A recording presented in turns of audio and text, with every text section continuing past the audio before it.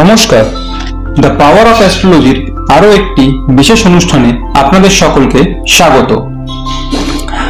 আজকে আমি চলে এসেছি আরো একজন ফাইটারের কাছে, জানতে এবং বুঝতে আরেকটা স্টোরি, সাকসেসফুল স্টোরি, যেটার জন্য আমরা সবাই উদ্গ্রীব হয়ে আছি, সেটাকে বোঝা, তার জার্নিটাকে বোঝা এবং সে কিভাবে এগিয়ে চলেছে সেটাকে একটা এক্সপিরিয়েন্সের মাধ্যমে, দেখার মাধ্যমে নিজেরা ইন্সপায়ার হওয়া এবং নিজেদের লাইফে নিজেরা এগিয়ে যাওয়া। এখানে এই স্টোরিটার একটা বিশেষত্ব হচ্ছে, আমরা সকলেই জানি যে আমাদের mind plays a very important role in our life. It means আমরা যদি আমার মাইন্ডটাকে কন্ট্রোল করতে পারি তাহলে কিন্তু আমরা অনেক যেগুলো খুব কঠিন পরিস্থিতি সেগুলোকে অতিক্রম করে আসতে পারি। তো সেই জায়গাটায় দাঁড়িয়ে তিনি এমন একজন ছিলেন যার খুব শর্ট টেম্পার, যেটা নর্মালি হয়ে থাকে অনেকের ক্ষেত্রে, আমরা এটা জানি, এটা আমাদের মধ্যে অনেকেরই আছে, কিন্তু সেটাকে ওভারকাম করা সবার পক্ষে খুবই ডিফিকাল্ট হয়ে যায়, বেশিরভাগ ক্ষেত্রে দেখা যায়। তো সেক্ষেত্রে কিন্তু তিনি স্যারের সান্নিধ্যে আসার পর খুবই ভালোভাবে নিজের সে মেন্টাল ইমব্যালেন্সটাকে ব্যালেন্স করতে পেরেছেন এবং সেই হিসাবে নিজেকে এখন সঠিকভাবে, সঠিক সিদ্ধান্তের মাধ্যমে, সঠিক দিশায় নিজেকে নিয়ে চলেছেন। সুতরাং সেটা কিন্তু একটা গুড অ্যাচিভমেন্ট তার এই সায়েন্টিফিক অ্যাস্ট্রোলজির সান্নিধ্যে আসার পর। সুতরাং আমি এবার চলে যাব তারই কাছে জানতে তার স্টোরিটা, তার মুখ থেকেই, এবং আপনারা এই স্টোরির মাধ্যমে অনেক কিছু জানতে পারবেন, শিখতে পারবেন এবং ইন্সপায়ার হবেন আপনাদের জীবনে এগিয়ে যাবার জন্য। তো শুরু করার আগে আমি স্যারকে আমার শতকোটি প্রণাম জানাই এবং তার সঙ্গে আমার নাম অর্ঘ্য মাইতি, আমি প্রোগ্রামের হোস্ট। এবং এরপরে আমি চলে যাচ্ছি আমারই মতন আর একজন যে স্টুডেন্ট আছে স্যারের, তার কাছে তার স্টোরি শোনার জন্য। তো প্রথমেই স্যার আপনার কাছে আসলাম এবং আপনি প্রথমে যদি একটু আপনার ইন্ট্রোডাকশনটা দিয়ে দেন দর্শকদের ক্ষেত্রে, আপনার পরিচয়টা এবং আপনি কি করেন, কি বৃত্তান্ত। নমস্কার, আমার থেকে সুমন্ত জি চৌধুরী স্যারকে আমার শতকোটি প্রণাম জানাই। উনি আমার কর্মের গুরু, কারণ আমার নাম শিবাস সাহা, রানাঘাটে আমার বাড়ি। কারণ আমি আমার বোনের কাছ থেকে এই স্যারের পরিচয় পেয়ে ইউটিউব চ্যানেল দেখে, আমার বোন আমাকে বলে, তারপরে আমি ইউটিউব চ্যানেল দেখলাম, দেখার পরে বোনকে বললাম যে আমার ওখানে যাওয়া দরকার। সেখানে আমি গেলাম, পৌঁছায় ফরিয়াপুকুর, প্রথম ফরিয়াপুকুর পৌঁছে ওখানে স্যারকে দেখে, স্যারের কাছে যাওয়ার পরে স্যারকে দেখে তো আমার খুব ভয় লাগছিল। কারণ তারপরে স্যার দেখার পরে আস্তে আস্তে মনটা অন্যরকম হয়ে গেল। তখন দেখার পরে সব স্যার যা যা দেওয়ার বলার সবকিছু বললো, একের পর এক বলতে থাকলো, সব আমি শুনলাম, দেখলাম আমার সব ঠিক আছে। তা বলার পরে সঠিক দেওয়ার পরে স্যারের ওখান থেকে নিয়ে আমি বাড়ি চলে আসলাম, স্যারকে দেখানো হলো। তারপরে সেইভাবে স্যারের যেভাবে বললো সেইভাবে আমি সবকিছু শুরু করলাম। শুরু করে সেইভাবে এগিয়ে যাওয়ার পরে আমার যেরকম একটা বোধ মেজাজ ছিল যে মানুষকে কিছু বলতে একটুতেই আমি মাথা গরম হয়ে যেত, গালিগালাজ করতাম, স্যার সেটা বলার পরে আস্তে আস্তে আমি সেই জিনিসগুলোকে একদম পুরো অনেক পরিবর্তন করে ফেলেছি নিজের থেকে। এবার স্যারের কথা মতন চলি, স্যার যেভাবে বলেছে আমি সেইভাবেই চলার চেষ্টা করি, কারণ সে আমার গুরু, তাকে গুরু বলে মানি। বাবার মতন তাকে সম্মান করি। কারণ সেই জায়গাটায় এই জায়গাটা আমার আজকে প্রায় 1.5 বছরের কাছাকাছি তার কাছে যাওয়া, আমি অনেক কিছু তার কাছ থেকে পেয়েছি। কারণ আমার কাজ আগে যেরকম ছিল তার থেকে অনেক অনেক বড় হয়েছে, বড় জায়গায় আস্তে আস্তে যাচ্ছি স্যারের কথা মতন। স্যার যেভাবে আমাকে প্রোটেকশন দিয়েছে সেভাবে আমি এগোচ্ছি। কারণ এটা হচ্ছে আমার কর্ম, আমাকে কারো কথা তো শুনতে হবে, একটা কোনো কিছু গুরু বলে কিছু থাকে, সেই গুরুর সঠিক জায়গায় যে আমি পৌঁছাতে পেরেছি প্রদর্শক হিসাবে। হ্যাঁ, কারণ সেখানে পৌঁছে আমি তার কাছ থেকে যা যা পেয়েছি সেইভাবেই চলছি, এই হচ্ছে আমার কাজ। কারণ আমার লেবারদের সাথে সেইভাবে ব্যবহার করে চলতে হচ্ছে, কোনো সময় তাদেরকে গরম দিচ্ছি, কোনো সময় তাদেরকে নরমে, তাদেরকে পরে ভালোবাসা দিয়ে আমার কাজ আমাকে করতে হবে। স্যার আমাকে এইভাবেই বলেছে, কোনো সময় গরম দিতে হবে, কোনো সময় তাদেরকে ভালোবাসতে হবে, সেইভাবে এগুলো এই হচ্ছে আমার স্যারের কাছ থেকে পাওয়া, আর সেই স্যারের কথা মতোই আমি এগিয়ে যাচ্ছি। খুব ভালো। তাহলে স্যার আমি যেটা জানতে পেরেছিলাম সেটা হচ্ছে আপনি বেসিক্যালি স্যারের কাছে গেছিলেন যে আপনার কর্মের জন্য, আপনার প্রফেশনাল অ্যাসপেক্টস থেকে, যাতে সেখানটায় আপনার কোনো অসুবিধা হচ্ছিল সেই জন্য আপনি স্যারের কাছে গেছিলেন, সায়েন্টিফিক অ্যাস্ট্রোলজির সান্নিধ্যে গেছিলেন। তো কর্ম সম্বন্ধে আমি ইন ডিটেইল আপনার কাছ থেকে আমি জানবো, কি আপনার কর্ম, কি কাজ, কোন জায়গায় কিরম ভাবে আপনার অসুবিধা আপনার হচ্ছিল, কোন সালে আপনি স্যারের কাছে গেছিলেন, মানে ইন ডিটেইল সেটা আপনি আপনার যেখানে কর্মস্থান ওখানে ভিজিট করে জিনিসগুলোকে সম্পূর্ণরূপে বুঝে আপনার কাজটা কি, কিরম ভাবে আপনি করছেন, কোন জায়গাটা আপনি আটকে ছিলেন, তারপরে স্যারের কাছে যাওয়ার পর আপনার কিভাবে চেঞ্জ আসলো, টোটাল এই স্টোরিটাই আমরা পুরো ডিটেলসে বুঝবো এবং আপনার জায়গাটাকে ঘুরে দেখবো। সুতরাং সেইটা আমি ডিটেলসে গিয়ে আপনার ওই স্থানে গিয়ে তখন কথা বলবো, তো আমরা সেই দিকেই এগিয়ে যাব। তো স্যার, আপনার যে বিজনেসের জন্য যে মানে আপনি যে স্যারের কাছে গেছিলেন এবং সেই হিসেবে আপনি রেমেডি নিয়েছেন এবং বিজনেসেই আপনার প্রবলেম হচ্ছিল, সেইটাই আপনার স্পেসিফিক উদ্দেশ্য ছিল, সেটা থেকে করে আপনি বেরিয়ে আসবেন এবং আরো উন্নত দিকে আপনি উন্নতর হতে থাকবেন, ব্যাপারটাতে মানে প্রোগ্রেস করবেন আপনার বিজনেস। তো সেই জায়গায় দাঁড়িয়ে আমি জানতে চাইছি যে আপনার বিজনেসটা কিসের বা কিরকম, যদি একটু বলেন তাহলে সবাই বুঝতে পারে। আমার বিজনেস যেটা ছিল কনস্ট্রাকশনের, একটু জোরে বলবেন। কনস্ট্রাকশনের কাজের বিজনেস, কনস্ট্রাকশনের বিজনেস ছিল। বিল্ডিং তৈরি করা, আচ্ছা, লেবার কন্ট্রাক্ট, মাল মেটেরিয়ালস কন্ট্রাক্ট দিয়ে কাজ, সেই হিসাব করে এখন হয় যে আমরা যে স্পটে এসেছি সেটা হচ্ছে কাজ চলছে, সেই জায়গাটায় এসেছি, সেইখানে রোডের কাজ চলছে, আমার ঢালাই আছে শুক্রবার দিন, সেই কাজ দেখার জন্য আরো আসা। মানে এটা আপনার একটা সাইট, এখানে আপনার কাজ চলছে, আপনি কনস্ট্রাকশনের বিজনেস এটা আপনি মানে নিয়েছেন এবং এখানে আপনার কাজ চলছে, তাই তো? এখন একটা ঢালাই হবে শুক্রবার দিন ঢালাই। তো আপনার যে কনস্ট্রাকশনের যে বিজনেস, তো সেই জায়গাটা দাঁড়িয়ে আপনার বিজনেসটা মানে কিরকম ভাবে আপনি করছেন, আপনার স্ট্রাকচার অফ বিজনেসটা কিরকম, আপনি ডিটেলসে বলেন। আপনার তো কনস্ট্রাকশন বুঝে, মানে কিরকম ভাবে অপারেট করেন বিজনেসটাকে, মানে কিরকম ভাবে কাজটা হয়, কিরকম ভাবে আপনারা কাজ করেন, প্ল্যান অফ অ্যাকশনসটা কি, ইঞ্জিনিয়াররা যেরকম একটু জোরে বলে দেয়, ইঞ্জিনিয়ারদের প্ল্যানিং মতো কাজ হয়, বাড়ির মালিকের কিছু কাজ হয়, সেই হিসাব করে মিস্ত্রিদের আমাদের প্ল্যান দিয়ে সেইভাবে কাজ করানো হয়। আচ্ছা, সেগুলো যেভাবে পার্টি যেরকম চাই সেরকম বিল্ডিং করা হয়। ঠিক।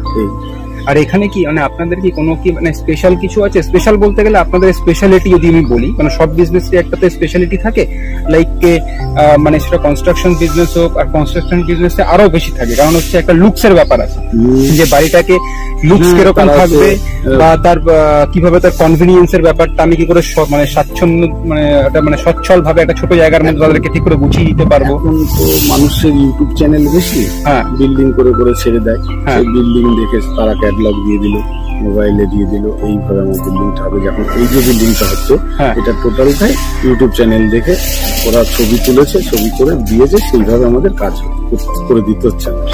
আচ্ছা আচ্ছা, মানে এখন সামনের ডিজাইন, মানুষ পাবলিক তো এখন সবাই সবকিছু বোঝে, কিন্তু তাদের কাজ তারা সেইভাবে দেখে নেয়, দেখে নিয়ে করে, কারণ হচ্ছে এইভাবে করতে হবে, এই কালার চুজ, এইভাবে রং, এই টাইলস, এই পাথর, এইভাবে যেভাবে বলে আমাদের সেইভাবে করে দিতে হয়। আচ্ছা, আর এখানে নর্মালি আপনার এখন কারেন্টলি মানে কটা সাইটে কাজ চলছে বা কিরকম আগের থেকে? আগে আপনার যেটা আগে ছিল তার থেকে আমি স্যারের কাছে যাওয়ার পর থেকে যে কাজের অপশন আমার অনেক বেশি আমার জন্য সকালবেলা বেরোলে দুপুরের খাওয়া কখন খায়, সকালের খাওয়া কখন খায়, সেটা আমার কি থাকে না, কাজের জন্যই দৌড়াতে। আচ্ছা, স্যারের কাছে যাওয়ার পর থেকে আমার এইটা আমি পেয়েছি।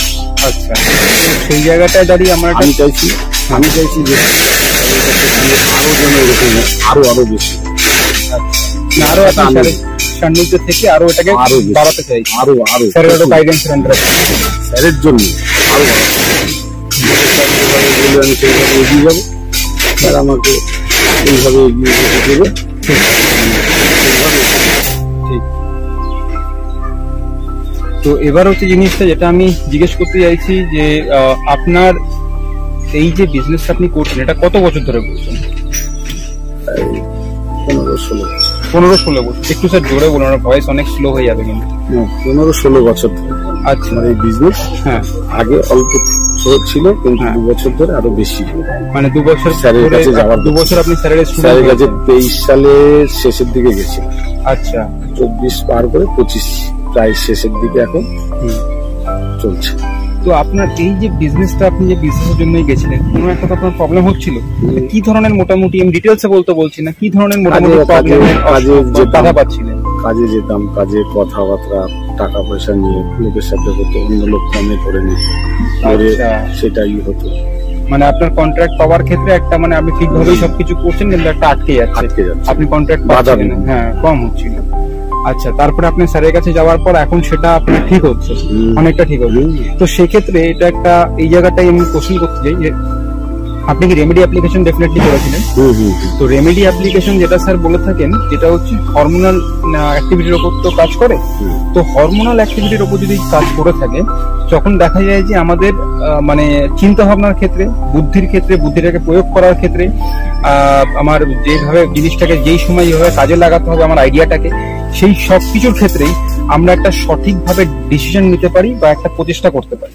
তো সেই জায়গায় দাঁড়িয়ে আপনার কি মনে হয়েছে যে, কারণ দেখুন আপনি নিজেই বলছেন যে আমি কন্ট্রাক্টটা হাত থেকে চলে যেত, অন্য কেউ কম প্রাইসে দিয়ে দিত বা কোনো একটা বেনিফিট বের করে নিত, সেই জায়গাটা আমি পেরে উঠছিলাম কম্পিটিশন। সেখানে কি লাগবে? সেখানে আপনার নতুন কোনো বুদ্ধি লাগবে, কোনো আইডিয়া লাগবে, তাই না? তবে তো আপনি পাবেন। সেটা তো আপনি যখন হরমোনাল মানে যখন রেমেডি অ্যাপ্লিকেশন করলেন, ডেফিনেটলি ওটা হরমোনের উপর এফেক্ট করে। তো তারপর থেকে আপনার মন মানসিকতা এবং আইডিয়া এবং এর প্রয়োগ, এই ক্ষেত্রে আপনার কিছু চেঞ্জেস বোধ করেছেন? অনেক চেঞ্জ হয়েছে। দাদা একটু আসতে, হ্যাঁ একটু সাউন্ড আসছে 1 সেকেন্ডের জন্য।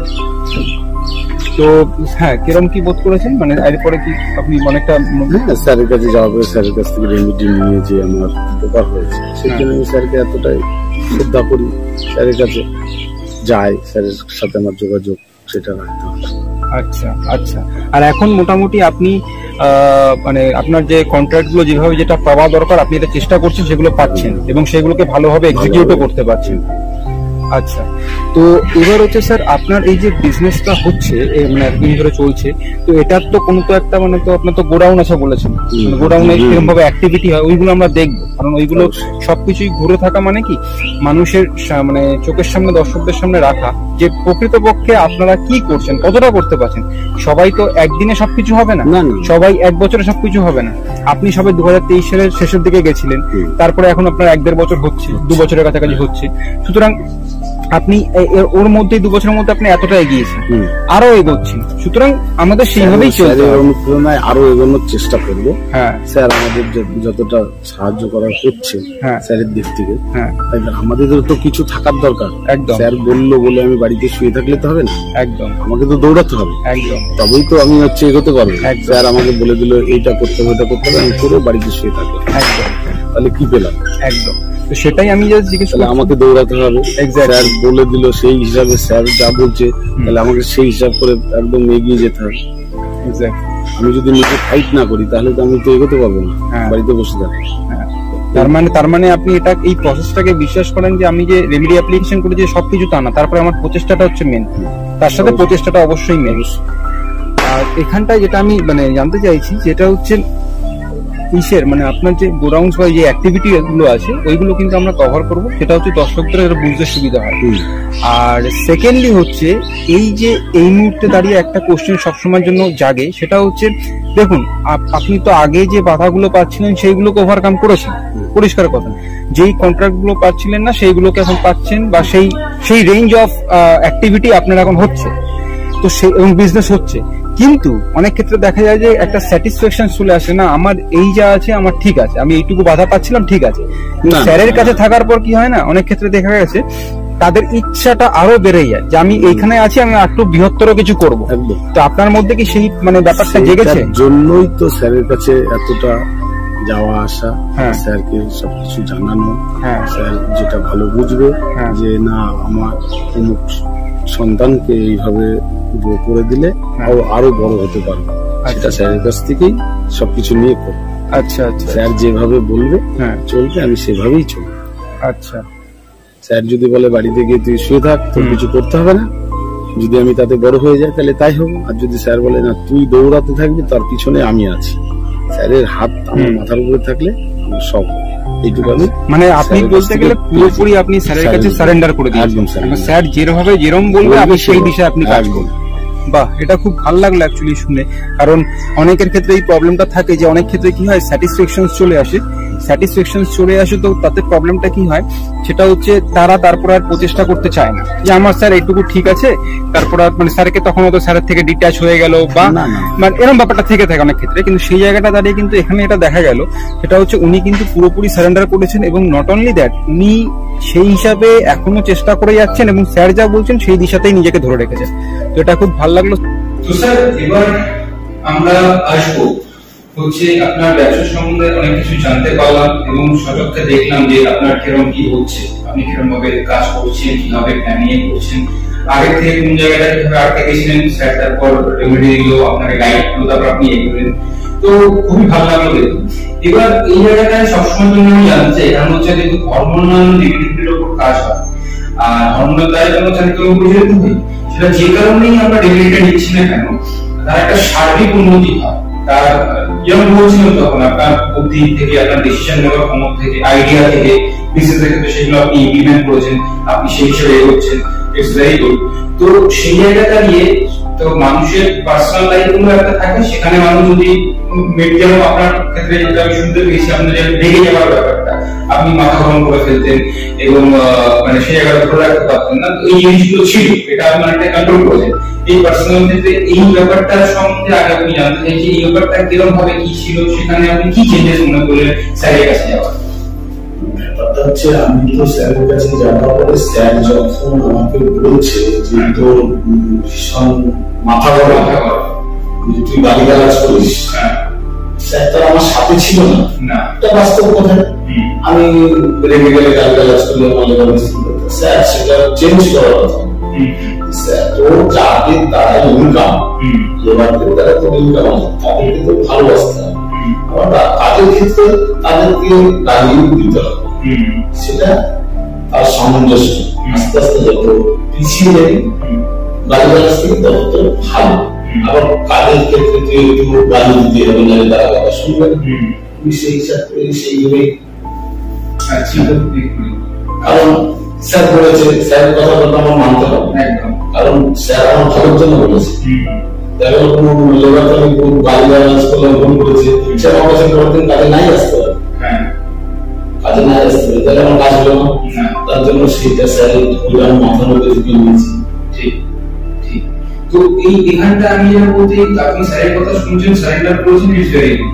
বাট যে কোনো মানুষের কাছে আমি যখন সারেন্ডার করলাম, করার পর তারপর তো বুঝতে হবে যে তার কথা আমি শুনলাম, শোনার পর আমার কি সত্যি কিছু বেটারমেন্ট হলো? একদম, এটা তো অবশ্যই। এটা না হলে আমি তাহলে কি করে স্যারের কথাটা শুনলাম? স্যারের কথা শোনার পরে আমার যে না ওটা হলে এইভাবে হচ্ছে, তাদের সাথে আমার এইভাবে চলতে হবে, এইভাবে চললে সঠিকভাবে আমাকে সেই সঠিক পথ দেখিয়েছে।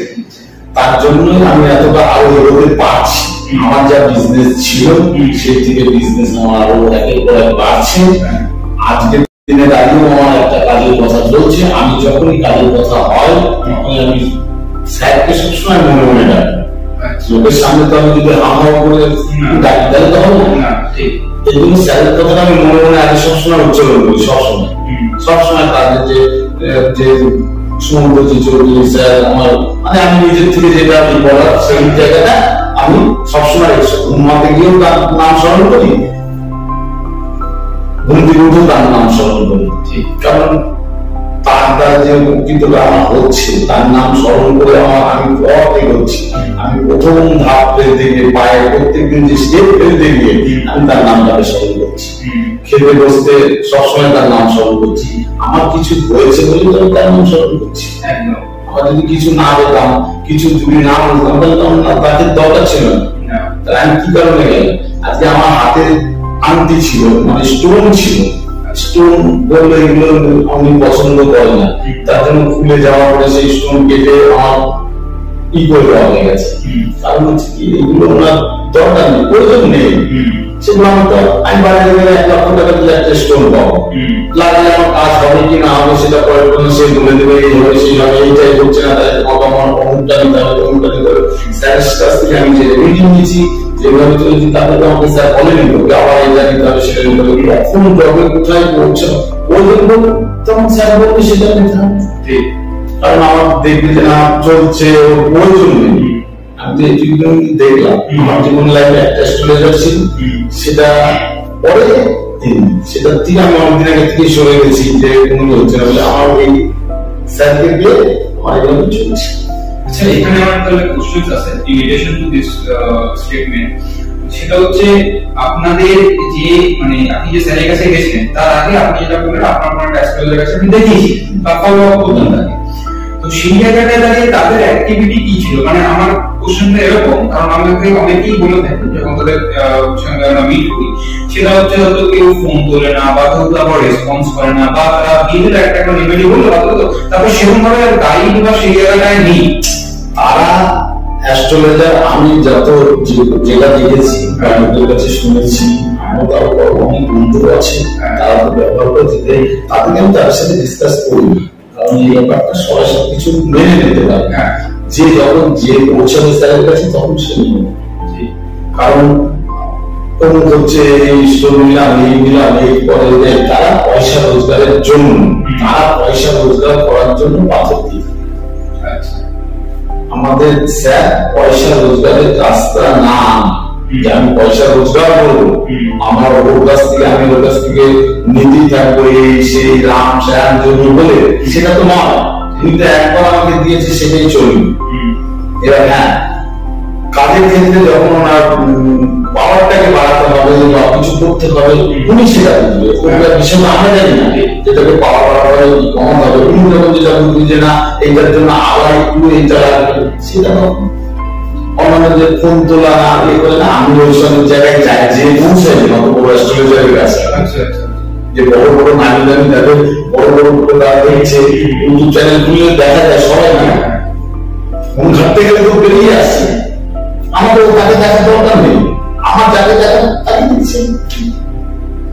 মানে আমি বলতে চাইছি অ্যাকচুয়ালি যেহেতু আপনি আমাকে পাথর করতেন মানে পড়েছেন কাউকে দেখিনি, কিন্তু মাস্টারকে ছোট বড় যাই তো কাউকে দেখিয়েছিলেন, তো সেখানটায় যে স্যারকে বলেন যে পাথর কখনো রেমেডি হতে পারে না, কারণ হচ্ছে স্যারের যুক্তিটা হচ্ছে আমাদের শরীরের মধ্যেই আমাদের গ্রহগুলো মানে থাকে, গ্রহগুলো থাকে বলে গ্রহগুলো রিপ্রেজেন্ট করছে হরমোনকে, হরমোনের দ্বারা আমরা চালিত এবং পরিচালিত হচ্ছি, আমাদের মস্তিষ্ক ফিজিক্যাল এবং মেন্টাল চালিত পরিচালিত হচ্ছে। সুতরাং ডিরেক্টলি এবং ইনডিরেক্টলি কিন্তু গ্রহগুলোই আমাদের মধ্যেই আছে, আমাদের মধ্যেই সমস্ত ক্ষমতা, তো সেটাকে কারেকশন করতে হবে। স্যারের রেমেডি সেগুলো কারেকশন হয়, তারপরে স্যার বলুন কর্ম করতে।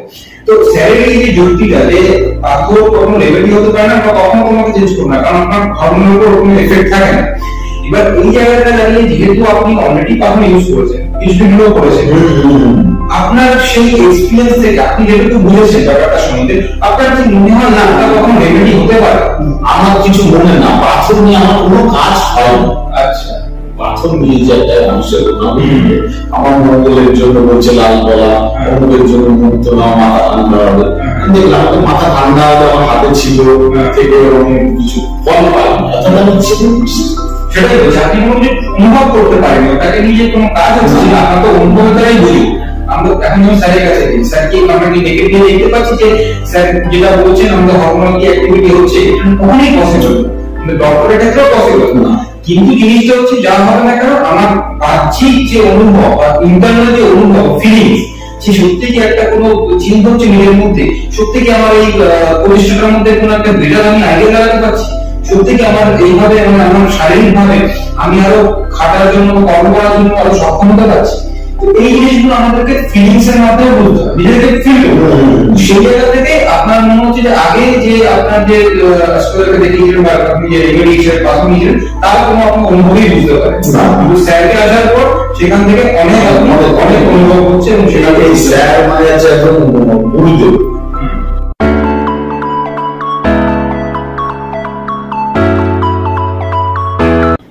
স্যারের তুলনা আর হচ্ছে স্যার একদম যেটা বলেছে পার বাই পার একদম সেইভাবে চলেছে। তো প্রচুর বিজনেস আছে, তুই বড় হতে পারবি আরো, তো এইভাবে চলতে হবে। স্যার বলেছে আমাকে তুই অনেক পয়সা হবে সবকিছু বড় বলে দিয়েছে, আমি যদি বাড়িতে মাথা দিয়ে ঘুমিয়ে থাকি তাহলে সেটা পয়সা কর্মটা করতে হবে। স্যার কি বলেছে ফাইট কর, আমি যদি কাজের পেছনে লেগে থাকি তবে সেটাই আমার ফাইট, তাহলে সেখানে আমার দাঁড়িয়ে পয়সা রোজগার হবে তবে তো আমি বড় হতে পারবো।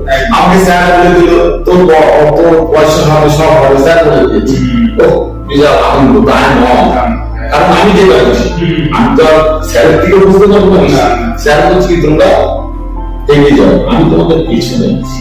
মানে আপনি বলতে স্যার পেছনে আছে বলতে কি স্যার আগে গেলে আমরা পেছনে গেলে দিতে হবে না, আমাদের পেছনে স্যার, কারণ স্যার আমাদের ধাক্কা দিয়ে ফেলে দেবে, তখন তো আমরা উঠবো লাভ দিয়ে। আমি যেটুকু বুঝি আর স্যারের হাত যদি আমার মাথার উপরে দেবে চলবে, স্যারের কথা মতন যদি আমি চলবে মানে আমি একটু পেয়েছি। মানে মুদ্রা কথা মানে সেন্টার মানে সেন্টারটা হচ্ছে মানে আমাদেরকে উপনীত করেছে স্যার। বললাম যে আমরা সামনে যাবো পিছন দিতে স্যার একটা লাঠি মারো, একদম আমরা কি করবো পড়ে যাবো, পড়ে গেলে কি উঠবো নিজের ইচ্ছা করতে হবে। আর যদি আবার স্যার টেনে ধরে তাহলে তো হবে না, তাহলে স্যার আগে গেলে আমরা পিছনে গেলে হবে না, স্যার আমরা আগে যাবো স্যার পিছন দিক দিকে আমাদের লাঠি মারো। বুঝতে পেরেছি, মানে আমার যেটা বুঝতে পেরেছি, কারণ সেই হিসাব করে এগোবো, স্যার পিছনে থাকবে আমরা থাকবো আগে, তাহলে কি করবো আমাদের ভবিষ্যতের দিক থেকে আমরা এগিয়ে যেতে পারবো।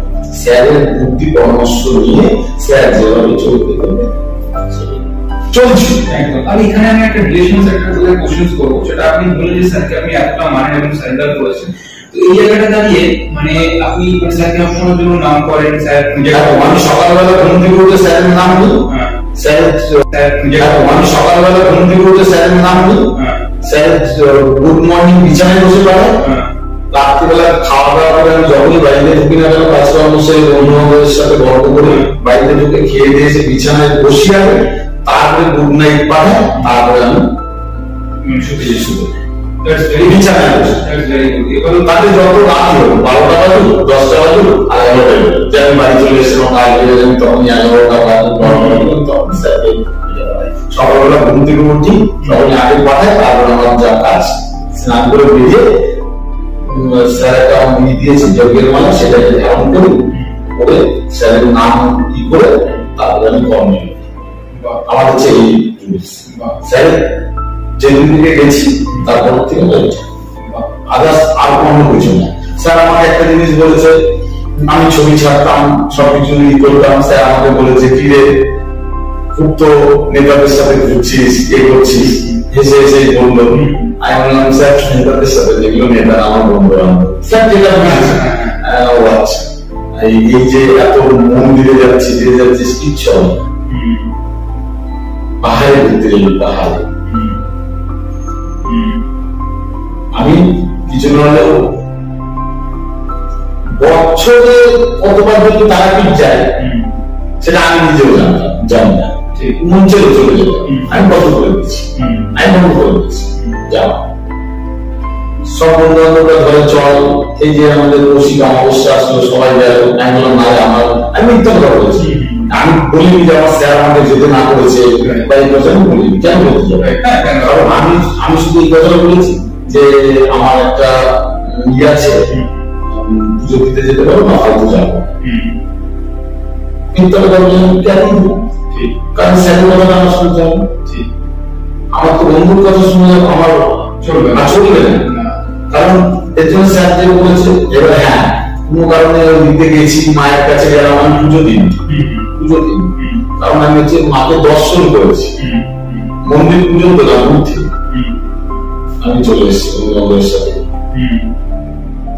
পুজো দিতে যাই পুজো দিন, কারণ আমার মাথায় রয়েছে কি যে স্যার বলেছে যে তুই পাহাড়ে ঘুরতে যা, কোনো ইসে ঘুরতে যা, শুধু ওইটাই ধরেছে। তো স্যার কথা আমি প্রকাশ্য সবকিছু দেখাতে পারবে না, কিছু তো মনের মধ্যে রেখে সবকিছু করতে হবে। কারণ আমি সব প্রকাশ্য করে দিলে আমাকে স্যার বলেছে, তাই আমার বন্ধুরা কোনো কথা বলতে পারে না। আমি না থাকলে আমার বাসাটাও বলতে পারি, ও বাবা ও তার কাছ থেকে কি করেছে, ওকে করেছে, আমার কোনো কথা কেউ আলোচনা করবে সে কাজটা আমি আমারটা আমি কি করবো না করবো আমার মনে।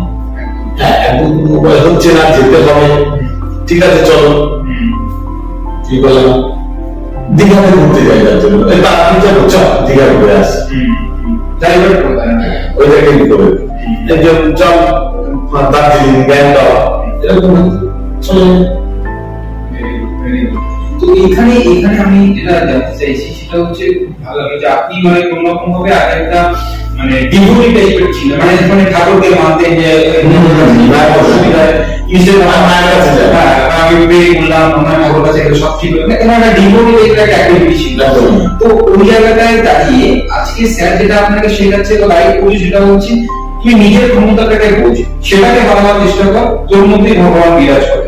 তো এই জায়গাটা, তো এখানে এবার তার সঙ্গে আপনি এটা বললেন যে স্যারকে আপনি নমস্কার করে সবকিছু কাজ করেন, স্যারকে নাম নিয়ে কাজ করেন। আমি সকালবেলা ঘুম থেকে উঠে মোবাইলটাকে খুলি, মোবাইলটা খুলে স্যারের ছবি হোয়াটসঅ্যাপে, ওখানে একটা প্রণাম করি, প্রণাম করে নিয়ে মর্নিং পাঠিয়ে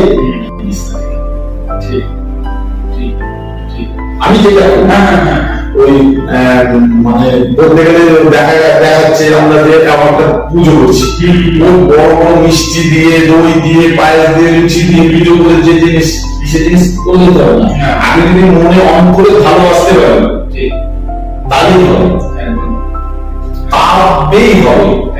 কারণ হচ্ছে অন্তরে ভালোবাসতে পারবো মানে দেখিয়ে কোনো জিনিস নেই, আমি হচ্ছে সেই না, এটা এই জায়গাটা আমার আপনার সঙ্গে একমত, কারণ আমিও ঠিক ওরকম টাইপের অনেক কথা থেকে আমি একটু অ্যাথিস্ট বা whatever it is, but I am not atheist, but জিনিসটা হচ্ছে আমি ঠাকুর মানে যাই করি না কেন মানে নিজের মন থেকে লাগা, আমি অ্যাক্টিভিটি কিছু করতে হবে না, আমি তাকে মানে বিশ্বাস করি, ভরসা করি, ভালোবাসি, শ্রদ্ধা করি, কিন্তু তার জন্য সে আমাকে কিছু পাইয়ে দেবে ব্যাপারটা না, আবার তাকে আমি অপমান করবে এরকম না।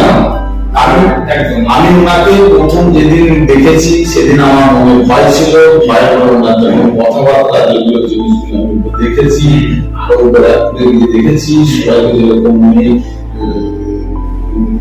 মানে রাগ দেখে অট মেজাজে যে কথাগুলো বলে, আমি ওদের দিকে বসে বসে বাইরে থেকে আমি অনুভব করেছি যে কারুকার্য কিছু না, উনি যে মানুষকে যে যারা যাচ্ছে তারা ভুল করে যে তাদেরকে গালিগালাজ করছে, চেঁচামেচি করছি, সেটা তার উপকার, তার উপকারের জন্য, স্যারের উপকার নয় না।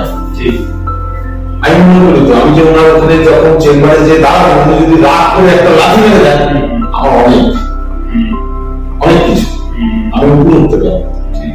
ওই যে লাঠি মেরে দিয়েছে স্যার, উনি কি ধরনের লোক, লাঠি মেরে দিল, আমি ওনার কাছে আর যাবো না, আমি বেড়ে দিয়েছি যে উনি হচ্ছে ওনার লাঠি দিয়ে কাজ, গালাগালি দিয়ে কাজ। এটা আমার অন্তর থেকে বলছি, অন্তর থেকে। আমি ঠাকুর দেবতা সব, আমি শ্রাবণ মাসে প্রত্যেক সোমবারে উপোস থেকে জল ঢালতে যেতাম, বন্ধ করে দিয়েছি। চাকাপীঠ যেতাম, সমস্ত অপারেশন মন ছেড়ে যেতাম, সব বন্ধ করে দিয়েছি, সব বন্ধ করে দিয়েছি। এবং এটা করাতে আর চেঞ্জেস কি মনে হচ্ছে নিজের মধ্যে? চেঞ্জের মধ্যে আমি তো চল ঘুরতে যাচ্ছি, আমি বলতে আমার বিজনেস এফেক্ট আমি বলতে কি মানে আপনি শারীরিক ভাবে মনে করছেন যে আপনি লাইফটা একটু বেটার দিকে যাচ্ছে, এইসব না করে আমি নিজের উপর ভরসা করি, প্ল্যান করে বিজনেসটা করি, নিজের জন্য নিজের পিছনে একদম যেরকম স্যারের কাছ থেকে আসার পর থেকে আমার একটাই উন্নতি, এটা অবনতি নয়, শারীরিকের দিক থেকে অবনতি হয়েছে, চেহারা কমে গেছে, কনফিডেন্ট না। আমি বলছি কি আমার ভালোর জন্য কর্ম। আমি সকালবেলা যখন 6:30 7টার সময় ঘুম থেকে উঠে আমি যখন স্নান করে মালাটাকে জপ করে আমি বেরোচ্ছি, আমি কখন ঢুকছি আমি নিজেই বুঝতে পারছি না। 11টা বাজছে সকালে ঘুমাবে, 12টা বাজছে, 1টা বাজছে, কোনোদিন জুটছে না।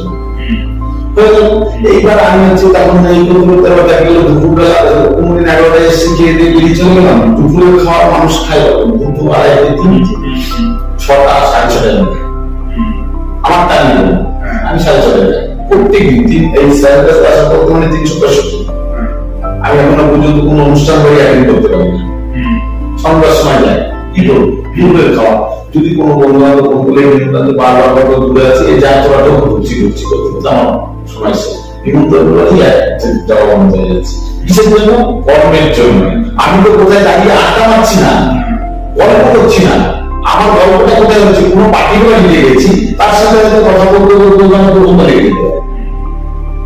তাকে তো আমি ছেড়ে দিয়ে চলে আসতে না, কারণ সে তো আমাকে বুঝি রোজগার দেবে, তার সাথে আমার গল্প করতে 2 ঘন্টা সময় তাকে কাটা হচ্ছে। এবার তারপরে রাত্রেবেলা যে বন্ধু বান্ধবের সাথে 2 ঘন্টা 1 ঘন্টা বসে গল্প করি। স্যারের কাছ থেকে আসার পর থেকে আমার এই জিনিসটা হয়েছে, পয়সা রোজগারের জন্য শরীরের চিন্তা করলে হবে না তো। আমি যদি পয়সার জন্য আমার গল্পটা চেয়ার দরকার নেই, পয়সা দরকার আমি এটাই বুঝে নেব। তো এখানে একটা জিনিস আমার কিউরিয়াসিটি থেকে আমি জিজ্ঞেস করি, সেটা হচ্ছে এই যে মানে স্যারকে অনেকে মানে দেবতা বা মানে একটা মহামানব বা দেবতা মানে একটা ভগবানের মানে কি বলবো অংশ বা অনেক রকম ভাবে স্যারের বাবা শুনলে মানে একটা মানে যেন একটা মানে একজন মানুষ হচ্ছে একটা মানে জীবন্ত ভগবান ব্যাপারটা এরকম যাতে আমরা মানে ই করতে পারি, মানে এক্সপিরিয়েন্স করছি ব্যাপারটা এরকম। তো সেই জায়গাটা দাঁড়িয়ে দেখুন স্যার যখন কাউকে দেখছে সাইন্টিফিক্যালি দেখছে, সাইন্টিফিক্যাল ক্যালকুলেশনের মাধ্যমে দেখছে, এবার সেই হিসাবেই স্যার তাকে গাইড করছে, তার আমরা দিশাটা সে খুঁজে পাচ্ছে ক্যালকুলেশনের মাধ্যমে। তো এইখানটা দাঁড়িয়ে আপনি যেহেতু স্যারকে এতটা মানেন, এতটা বিশ্বাস করেন, এতটা ভরসা করেন, এতটা সারেন্ডার করেছেন, এবং সেক্ষেত্রে আপনি যাই করেন না কেন স্যারের নাম নিয়েই কাজ করেন, তো সেই জায়গাটা থেকে আপনার কাছে স্যার কি মানে সাইন্টিফিক্যালি তো স্যার আপনাকে গাইড করছে, কিন্তু তার বাইরে কি স্যারকে একটা দেবতার মতন একটা মানে মানুষ যে আপনার লাইফে বিরাজমান এই সময় দাঁড়িয়ে? হ্যাঁ, সেটাই। কারণ স্যারকে আমি হচ্ছে গুরুদেব বলি। আচ্ছা, মানুষের গুরু কিন্তু অনেক ধরনের। আচ্ছা, মানুষ বাবা মা তো গুরুদেব, মানে জন্মদাতা, সেই একটা গুরু। তারপর বাবা মা পরে যদি থাকে সেই জায়গাটা স্যারকে আমি দেখেছি, স্যারকে দেখেছি। কেউ অনেকে বলে দিচ্ছে, সেটা অবশ্যই তার বলা না যে আমার বাবা মার থেকেও মানে সুন্দরজি চৌধুরী আমার কাছে বড়, কারণ অবশ্যই তার কাছে, কারণ তার সে বাবা মার কাছ থেকে যেমন কিছু পেয়েছি, বাবা মার কাছ থেকে সেমন কিছু ধাক্কা পেয়েছি, পাই না সেই জায়গাটা স্যারকে গুজরাট রেখে দিয়েছে। আমি স্যার আমার বাবা মা পরে স্যার আমার যে রাস্তা দেখানো পথ চলার শুরু করে দিয়েছেন, কিভাবে চললে হবে, সবার দ্বারা সবকিছু হয় না আমি বুঝি। কর্মের গুরু, কর্মের দিকে এগিয়ে যাচ্ছে আমার, তাহলে কর্মের দিক দিয়ে গুরু, আমি ওনাকে গুরু বলে সেটাকে মানব যতদিন বেঁচে থাকবো, আমি বেঁচে থাকবো যতদিন, ততদিন মানব। এবার লোকে দেখছে স্যারকে গুরু বলে মানছে, আমরা ছবিতে দেখতে পাচ্ছি সমস্ত কিছু করে যাকে ভোগ দিচ্ছে, নিবেদন করছে, সবকিছু করছে, সেটা তার সেই জায়গাটা সে নিয়েছে আসুন। তো এইখানটায় এবার আমি একটা আরেকটা কোশ্চেন আছে, পার্সোনাল কোশ্চেন। আপনার হয়তো ম্যারেজ সম্বন্ধে কোনো একটা ডিস্টারবেন্স না, নেগেটিভিটি সেটা অনেকেরই থাকে। তো সেই জায়গাটা দাঁড়িয়ে স্যার যখন আপনি গেছিলেন কর্মের জন্য স্যারের কাছে যে কিভাবে আমি কর্ম বের করতে পারি, স্যার আমার অবসেশন আছে তো সেই হিসাবে, তো সেখানে স্যার আপনাকে কর্ম তো গাইড করেছেন, তার সঙ্গে আপনাকে এটাও বলেছে আপনার পার্সোনাল লাইফে ম্যারেজের একটু প্রবলেম আছে, সেই ক্ষেত্রে আপনাকে গাইড করেছে। তো সেই জায়গাটা আপনার অভিজ্ঞতাটা কি কিরকম ব্যাপারটা ছিল? অভিজ্ঞতা বলতে গেলে স্যার যেটা বলেছে সেটা করা হয়েছে, সেইভাবে চলা হয়েছে, সেইভাবে আছে। এখন স্যার যেভাবে হবে আর উপরওয়ালা যেভাবে এগিয়ে নিয়ে যাবে, স্যার খেলা দেবে, উপরওয়ালা এগিয়ে নিয়ে যাবে। মানে আপনি বলছেন স্যার এই জিনিসটা ধরতেও পেরেছে এবং স্যারকে আপনি পুরোপুরি নিবেদন করেছেন যে আমাকে এই ব্যাপারটা আপনি রাস্তা দেন, একদম স্যার সেভাবে আপনার গাইড করেছে, দেখেছে, আমাকে বলে দিয়েছে সব পার্টনার কি করে কি করতে হবে, কোন দিকে যেতে হবে, কিভাবে করতে হবে, ওখানে গিয়ে তৈরি হচ্ছে সবকিছু করার পরে আমার বোনের সাথে কথা হয়, ওখানে বসে তখন বলার পরে তখন যে এইভাবে করে তোর যা হবে তুই ওখান থেকে স্ট্যান্ড শুধু আমাকে মেসেজ করবি। আচ্ছা, তারপরে আমি ব্যাপারটা বুঝে নিই। পুরো গাড়ি স্যার আমি বলছি ওই আমি স্যারের বলেছি যে বাধাটা আছে ওখান থেকেও কি করে বেরিয়ে আসবে সেটা স্যার আপনাকে রাস্তা দেখাচ্ছে এবং আপনি সেটা উপকৃত হচ্ছেন। তো এবার আমি মোটামুটি শেষের দিকে আছি, মোটামুটি আপনার কি ফ্যামিলিতে মানে কি আপনি একমাত্র? আমরা বাড়িতে আমার বাবা 2002 ডিসেম্বর 19 ডিসেম্বর মারা যায়। আচ্ছা, আমার মা আছে একটু শারীরিক অসুস্থ, আর আমরা 4 ভাই একই বাড়িতে থাকি। আচ্ছা, আমার সব ফ্যামিলি আমরা টোটাল একই বাড়িতে থাকি, সবাই একসাথে একটা বাড়িতে আমাদের এখন চলছে। এবং এই জায়গাটা খুব ইন্টারেস্টিং একটা কোশ্চেন, সেটা হচ্ছে আজকালকার দিনে কিন্তু এই মানে সবাই নিউক্লিয়ার ফ্যামিলি হয়ে গেছে, ছোট ছোট ছোট সবাই হয়ে গেছে। তো যে জায়গাটা আপনারা এখন আমরা আছি, এখন আপনারা সব আছেন এবং সেখানটায় কি হয় সত্যি কথা বলতে একটু এটা হয়ে থাকে, সবাই যখন একসঙ্গে থাকে একটু মনোমালিন্য হবে, একটু আমার এখনো পর্যন্ত হয় না, এখনো পর্যন্ত হয়নি। এরপরে কি হবে সেটা বলা যাবে থাকে না। আমার ফ্যামিলিতে আমার বড়টা যিনি চাকরি করেন স্যার জানেন, স্যারের কাছেও জানেন। আচ্ছা, অসুবিধার জন্য গিয়েছিলেন, সেটা থেকে অনেকটা সাকসেস হয়েছে। আচ্ছা, স্যার যেভাবে বলেছে সেভাবে করেছে, সেই জায়গাটা আচ্ছা আচ্ছা আচ্ছা যতটা স্যারের স্টুডেন্ট আমি আমার হচ্ছে বোন, আমার ভাগ্নি, আমার হচ্ছে আরো বোন ভাগ্নি বোনার আরো বোন আর এক বোন যারা আমাকে স্যারের কাছে নিয়ে গেছে, তা সবাই আমরা স্যারের স্টুডেন্ট। আচ্ছা আচ্ছা আচ্ছা মানে টাইম পাই আমি আপনার বর্তার সঙ্গে একটা কথা বলা যায়। বড়টা তো হচ্ছে বড়টার ডিউটি হচ্ছে মন। ও আচ্ছা আচ্ছা আচ্ছা স্যারের সাথে ওখানে যোগাযোগ হয়, স্যার যেভাবে বলে দিয়েছে সেভাবে বলেছে, যখন ছুটিতে আসে তখনই মানে করে ডিফেন্সে আছে না, স্যার একদম বলে দেয় তো এইভাবে স্যারের সাথে যোগাযোগ মেসেজে তো কম মেসেজ করে বা ফোন করে যে এর জন্য আমরা এতটাই কি করছি স্যারের কথা ছাড়া আমরা কোনো ভাই বোন চলছে। তো এখানটায় একটা জিনিস মানে যেটা উঠে আসলে স্টোরিটার মাধ্যমে যে আপাতত এই জায়গায় আপনি দাঁড়িয়ে প্রেজেন্ট টাইমে আপনি আপনার প্রফেশনাল এবং পার্সোনাল দিক থেকে একদমই অনেকটা রিলিফ এবং প্রতিষ্ঠিত অনেক মানে আগে যেখানে ছিলেন আজকে 2 বছর পরে দাঁড়িয়ে স্যারের কাছে টোটালটা এবং অনেক আপনি এগিয়ে গেছেন এবং পুরোটা স্বচ্ছন্দভাবে মানে শান্তিভাবে আপনি সেগুলোতে চলছেন সেরকম। তো এই যে স্টোরিজ গুলো শোনা যায় না, অনেক ক্ষেত্রে কি হয় এটা এই কোশ্চেন দুটো আমার কাছে ম্যান্ডেটরি থাকে, কারণ এটা কোনো ম্যাজিক না, কোনো মিরাকল না, কিছুই না।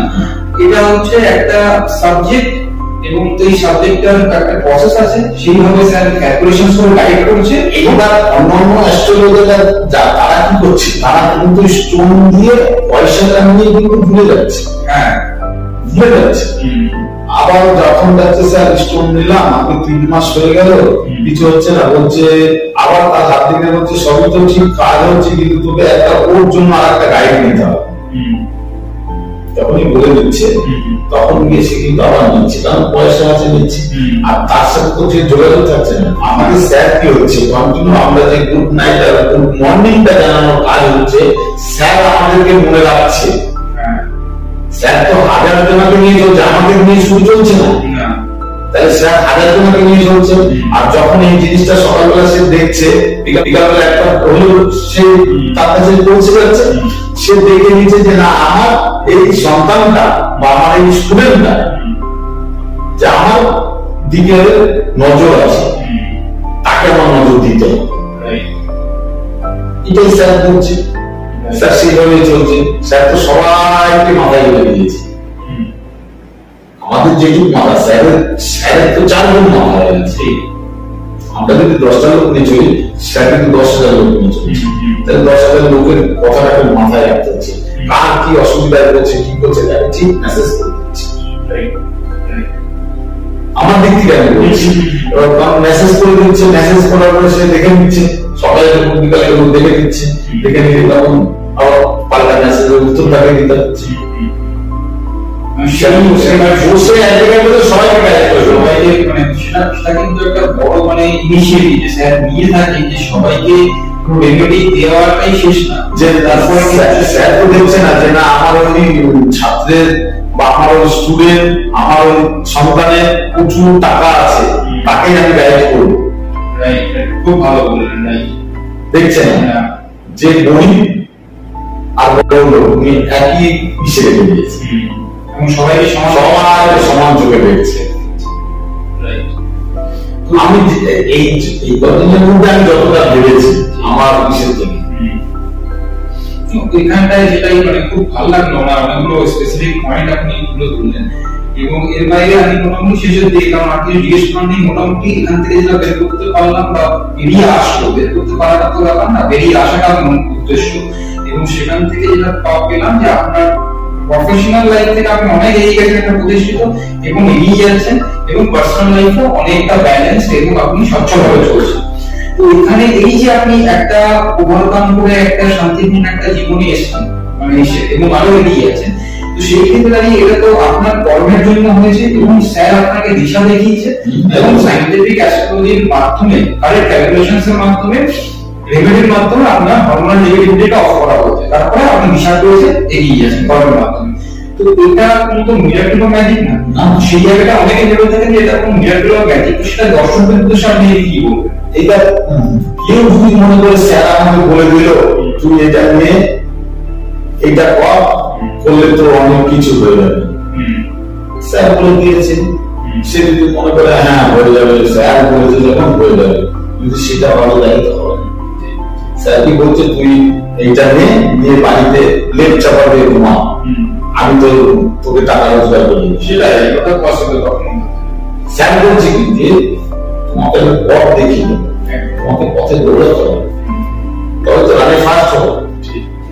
তাহলে এখানটায় আমি লাস্ট একটা কোশ্চেন করতে চাই, সেটা হচ্ছে তাহলে সায়েন্টিফিক অ্যাস্ট্রোলজি সাবজেক্টটা এটার গুরুত্ব আমাদের জীবনে প্রত্যেকের জীবনে কতখানি, এবং মানে সেটাকে আমাদের কি সত্যিকারের প্রাধান্য দেওয়া উচিত, গুরুত্ব দেওয়া উচিত আমাদের সকলের জীবনে? আপনার কি মনে হয় দর্শকদের উদ্দেশ্যে একটা মেসেজ দেন? আমার তো প্রত্যেককে ভাবা উচিত যে স্যার যেভাবে চলতে বলছে আমি সেভাবেই চলবো, কিন্তু আমার কর্ম যা যা একজনের এক এক কর্ম, সেই কর্মের দিকে তাকে এগোতে হবে। বাড়িতে চেয়ার নিয়ে বসে থাকলাম না, আমি চেয়ার দিই না, আমি যদি এসি তলে বসে থাকি তাহলে আমার টাকা চলে আসবে না, আমাকে রোজ চলে দৌড়াতে হবে। স্যার তোমাকে রাস্তা দেখাচ্ছে, তুমি এই বিজনেস কর, এই বিজনেসের সাফল্য হবে, তোকে এগিয়ে যেতে হবে। কেউ আলু বেচবে, কেউ পটল বেচবে, কেউ ঝিঙে বেচবে, সবাই তো আলু বেচবে না, যার যেটা কর্ম করো সেই কর্মের দিকে তুমি দৌড়াও, তাই তবে তোমার অর্থ আসবে। তো ওইখানটায় দর্শকদের আপনি কি বলবেন, যে সাবজেক্টটা সায়েন্টিফিক অ্যাস্ট্রোলজি এর কি সত্যি কোনো গুরুত্ব আছে তাদের জীবন?